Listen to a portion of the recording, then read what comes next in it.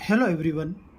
किसी भी monocyclic benzenoid, non benzenoid and polycyclic benzenoid compound की एरोमेटिसिटी तय करनी है, यानी कि वो कंपाउंड एरोमेटिक, एंटी एरोमेटिक या नॉन एरोमेटिक है। उसके लिए हकल रूल यूज किया जाता है, यानी कि हकल रूल की मदद से हम monocyclic benzenoid and non benzenoid और पॉलीसाइक्लिक बेंजीनोइड कंपाउंड की एरोमेटिसिटी तय कर सकते हैं। कंपाउंड एरोमेटिक है तो उसके लिए नीचे बताए गए 4 रिक्वायरमेंट फुलफिल होनी चाहिए। Compound must be cyclic, compound cyclic होना जरूरी है। कंपाउंड यानी कि मॉलिक्यूल प्लेनर होना चाहिए, यानी कि जो रिंग में है वो सभी एटम एक ही प्लेन में होने चाहिए।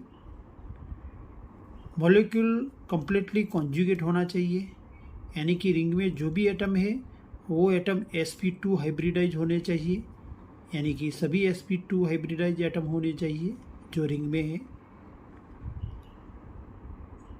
दूसरा, कम्प्लीटली कॉन्जुगेटेड के लिए sp2 होगा तो वो कम्प्लीट कॉन्जुगेटेड में होगा, वो उसका रेजोनेंस पॉसिबल होगा, यानी कि पाई सिग्मा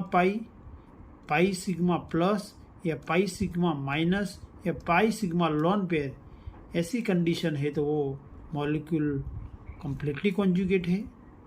यानी कि पाई सिग्मा दो सिग्मा बॉन्ड पास में नहीं होने चाहिए। अगर दोनों सिग्मा बॉन्ड पास में है तो मतलब कि वो कॉन्जुगेट मॉलिक्यूल नहीं है। चौथी कंडीशन 4n+2 पाई इलेक्ट्रॉन होने चाहिए। 4n+2 पाई इलेक्ट्रॉन मतलब कि जो डीलोकलाइज होने वाले इलेक्ट्रॉन है वो पाई इलेक्ट्रॉन, उसमें डीलोकलाइजेशन में पाई इलेक्ट्रॉन का लॉन पेयर में और लॉन पेयर का पाई इलेक्ट्रॉन में कन्वर्जन होता है। देयरफॉर पाई इलेक्ट्रॉन में भी पाई बॉन्डिंग इलेक्ट्रॉन और लॉन पेयर, ये दोनों मिला के जो पाई इलेक्ट्रॉन होते हैं वो 4n+2 होने चाहिए।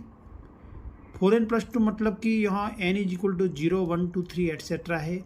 अगर n = 0 रखेंगे तो 4 × 0 + 2 यानी कि 2 पाई इलेक्ट्रॉन, 1 रखेंगे तो 4 × 1 + 2 6 पाई इलेक्ट्रॉन होगा, 3 रखेंगे तो 10 पाई, 14 पाई, यानी कि 2 pi electron, 6 pi electron, 10 pi electron और 14 पाई इलेक्ट्रॉन, ऐसे जो नंबर ऑफ पाई इलेक्ट्रॉन है तो वो 4n+2 पाई इलेक्ट्रॉन कहलाएंगे।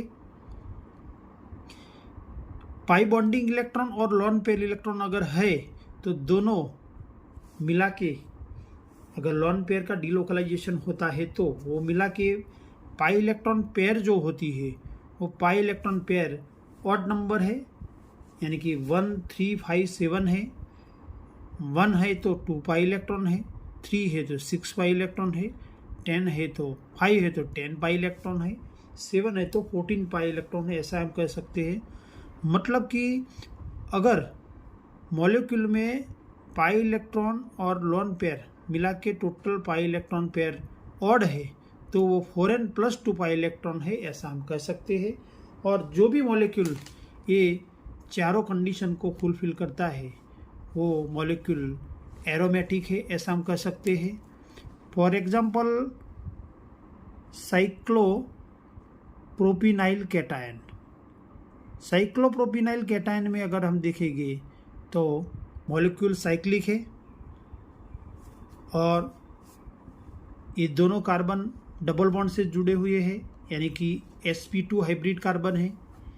एक कार्बन भी प्लस चार्ज, एक हाइड्रोजन है, यहाँ sp2 हाइब्रिड है, यानी कि मॉलिक्यूल प्लेनर है।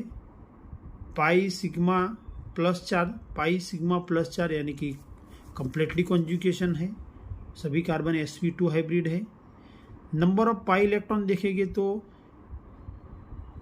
पाई इलेक्ट्रॉन पेयर, यहाँ पाई बॉन्ड 1 है, यानी कि 2 पाई इलेक्ट्रॉन है, मतलब कि वो 4n+2 पाई इलेक्ट्रॉन है, तो ये होगा एरोमेटिक, यानी कि साइक्लोप्रोपिनाइल कैटायन ये एरोमेटिक। साइक्लोपेंटाडाइनाइल एनायन ये चारों कार्बन sp2 हाइब्रिड है। यहाँ एक लॉन पेयर है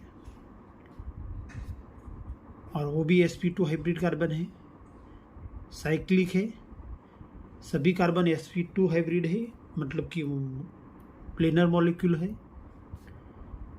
पाई सिग्मा लॉन पेयर, मतलब कि फुल्ली कॉन्जुगेटेड है।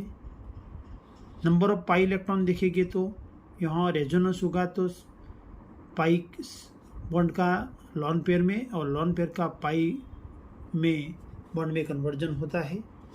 यानी कि total number of pi electron हो गए 2 + 2 + 2 यानी कि 6 पाई इलेक्ट्रॉन। यानी कि number of pi electron pair है 3। ऑड नंबर मतलब कि 4n + 2 पाई इलेक्ट्रॉन है। यानी कि cyclopentadienyl anion is aromatic. Anti aromatic के लिए एरोमेटिक की तरह molecule must be cyclic, planar और कंप्लीटली कॉन्जुगेट होना चाहिए। यानी कि फर्स्ट 3 कंडीशन एरोमेटिक के जैसी ही है। 4th कंडीशन डिफर है। साइक्लिक, प्लेनर, कंप्लीटली कॉन्जुगेट और 4n + 2 की जगह अगर 4n बाई इलेक्ट्रॉन है तो वो एंटी एरोमेटिक कहलाएगा। यानी कि n = 0 लेंगे तो 0 pi electron, 4 pi electron, 8 pi electron, 12 pi electron, ऐसे 16 पाई इलेक्ट्रॉन है तो 4n पाई इलेक्ट्रॉन कहलाते हैं। यानी कि number of pi electron pair, pi bonding electron और लॉन पेयर मिला के इवन है।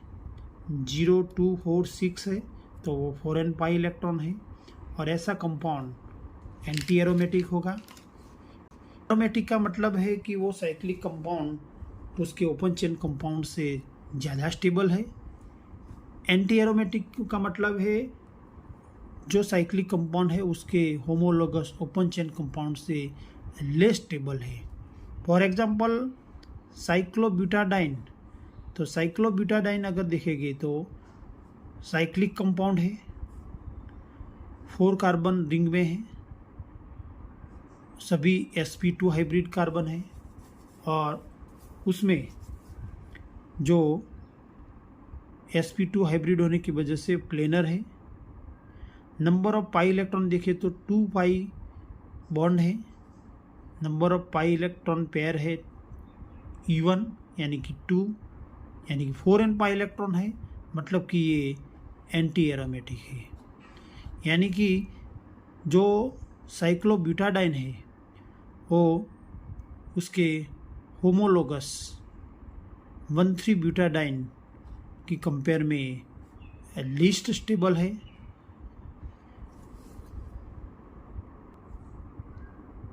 नॉन एरोमेटिक के लिए अगर देखें तो ए कंपाउंड दैट लैक्स 1 और more requirement being cyclic, planar and completely conjugated. आगे हम देखें कि एरोमेटिक और एंटी एरोमेटिक के लिए compound must be cyclic, planar और कंप्लीटली कॉन्जुगेट होना चाहिए। एरोमेटिक के लिए 4n + 2 पाई इलेक्ट्रॉन और एंटी एरोमेटिक के लिए 4n पाई इलेक्ट्रॉन होने चाहिए। यहाँ कंपाउंड में 4n या 4n + 2 पाई इलेक्ट्रॉन है, लेकिन ये 3 रिक्वायरमेंट साइक्लिक, प्लेनर और कंप्लीटली कॉन्जुगेटेड में से किसी भी एक या एक से ज़्यादा रिक्वायरमेंट का अभाव है तो ऐसे कंपाउंड को नॉन एरोमेटिक कंपाउंड कहेगी। फॉर एग्जांपल साइक्लोप्रोपिन, तो साइक्लोप्रोपिन साइक्लिक कंपाउंड है, उसमें ये कार्बन sp3 हाइब्रिड है, ये दोनों sp2 है, यानी कि कंप्लीटली कॉन्जुगेट नहीं है। 1 पाई बॉन्ड है यानी कि 4n + 2 पाई इलेक्ट्रॉन है और कंप्लीटली कॉन्जुगेट नहीं होने की वजह से वो कहलाएगा नॉन एरोमेटिक। दूसरा मॉलिक्यूल देखेंगे साइक्लोऑक्टाटेट्राइन। तो साइक्लोऑक्टाटेट्राइन जिसमें 8 कार्बन है, अल्टरनेट पाई सिग्मा बॉन्ड है, सभी कार्बन sp2 हाइब्रिड है, यानी कि साइक्लिक है, फुल्ली कॉन्जुगेटेड है। नंबर ऑफ पाई इलेक्ट्रॉन देखेंगे तो even number of pi bond है, यानी कि 4n पाई इलेक्ट्रॉन है, 8 पाई इलेक्ट्रॉन। इसलिए साइक्लोऑक्टाटेट्राइन साइक्लिक है, completely conjugate, 4n pi electron है। तो अगर वो जो प्लेनर होगा तो वो एंटी एरोमेटिक होगा। लेकिन साइक्लोऑक्टाटेट्राइन नॉन एरोमेटिक है, क्योंकि साइक्लोऑक्टाटेट्राइन का शेप वो टब शेप है, यानी कि साइक्लोऑक्टाटेट्राइन प्लेनर मॉलिक्यूल नहीं है, यानी कि साइक्लिक, प्लेनर और कंप्लीटली कॉन्जुगेट में से एक रिक्वायरमेंट प्लेनारिटी का अभाव है। इसलिए साइक्लोऑक्टाटेट्राइन एंटी एरोमेटिक होना चाहिए, लेकिन वो नॉन एरोमेटिक है। इस तरह ये सभी कंडीशन का यूज करके हम कंपाउंड एरोमेटिक है, anti aromatic and non aromatic है वो तय कर सकते हैं। Thank you for watching.